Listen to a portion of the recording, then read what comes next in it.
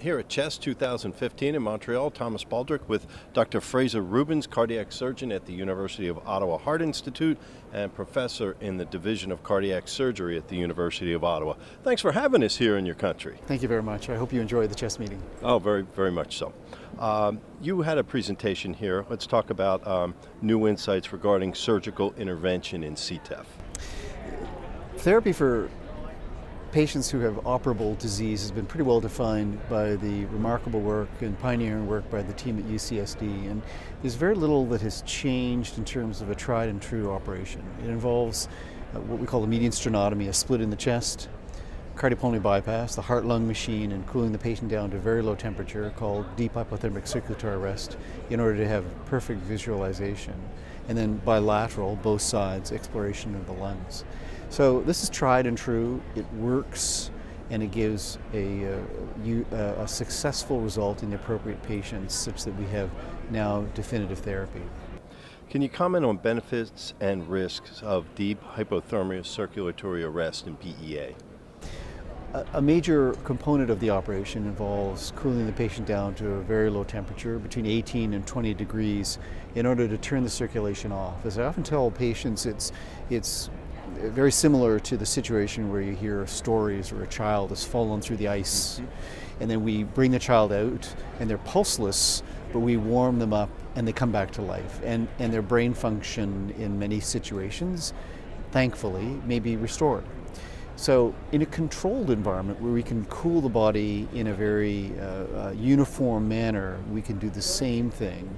The reason that we have to do it is that patients with this disease are plagued with a problem called collateral flow. They don't have blood going forward to the lungs, so the body compensates by developing collaterals coming in from the sides. And that blood comes backwards into your operative field in the middle of the operation. And the only way to circumvent that is to do what's referred to as deep hypothermic circulatory arrest, where we lower the temperature, we drain the blood out of the body, and the patient's circulation stops for periods of 20 minutes at a time. And then we intermittently put the blood back in, recirculate the body, and then do it again until our operation is done, and then we restore the circulation.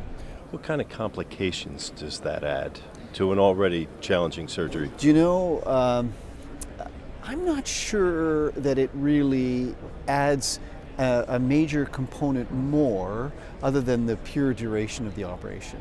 And there's really been no evidence that attempts to prevent that have any benefit.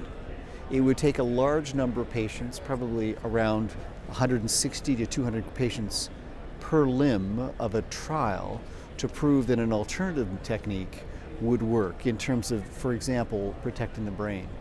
So really, we think that the operation works definitively, and as long as you keep the length of circulatory arrest to 20 minutes and you restore flow in a religious manner and stick to the rules, the brain outcomes are very, very good. And so I've not been impressed that it's something that we should be tinkering with at this time. Are there benefits to pre-operative medical treatment in patients with CTEPH? That's a great question, and it's something that we talked about today.